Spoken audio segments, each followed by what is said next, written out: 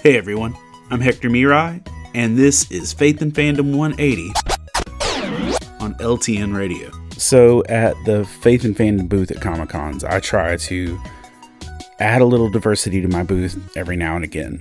I usually only release a book once a year, and so sometimes people will see my booth 3, 4, 5 times before I've added like a new book. And I can only make so many stickers and candles and stuff like that. So occasionally I'll start doing like decoupage canvases where I'll like Mod Podge different pieces of comic book art or trading cards or whatever to make some like individual pieces. Like right now there's one sitting on my table drying that is all these pictures of Elektra as Daredevil and Matt Murdock as Daredevil kind of merged together. I've got one piece that's like 1990s Death of Superman trading cards, Mod Podge together on a canvas. I've got some that's like a kind of eclectic display of Pokemon, just some different ones.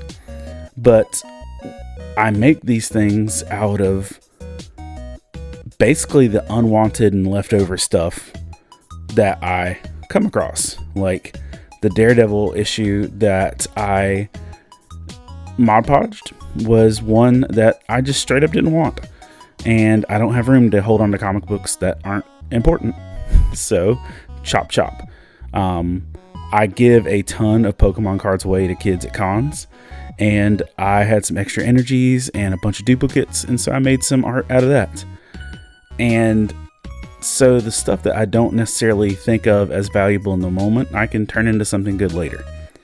And it just kind of reminds me of the fact that Romans 8:28 tells us, and we know that all things work together for good for those who love God, to those who are called according to his purpose.